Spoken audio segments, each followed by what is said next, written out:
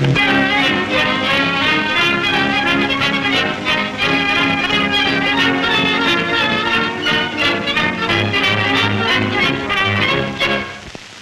official duty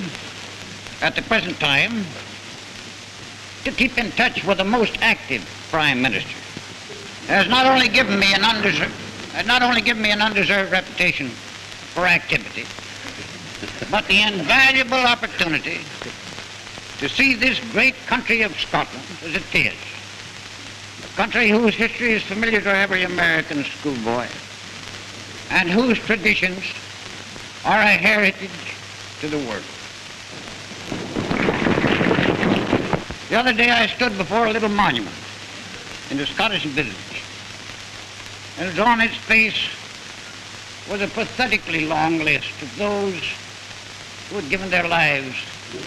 in the last war, a pathetically long list for so small a place. And I uncovered then, as the world has uncovered for centuries, to the glorious memory of the unsurpassed bravery and the self-sacrifice of the Scottish soldier.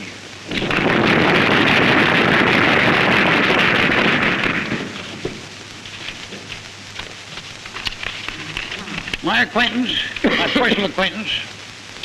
with him upon whom you've conferred the honor of the freedom of the city of Belgium,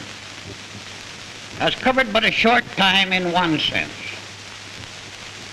but a long time if measured by those important contacts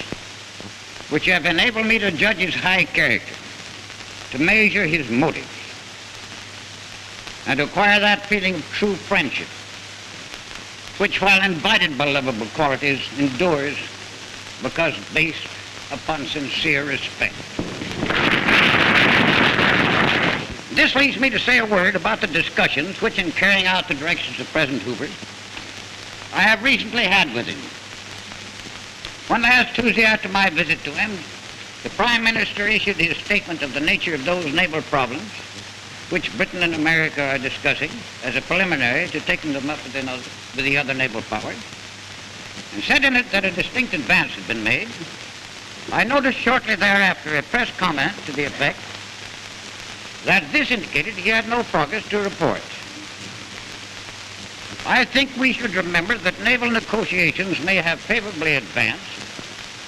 though they may not have reached necessarily the proper stage for useful discussion in detail to the press. The arbiters of the ultimate fate of this naval effort will be the respective public sentiments of the naval powers, and time must be taken to reduce to their simplest terms before their public discussion the problems it involves, so that the average man can then understand the better what it is all about.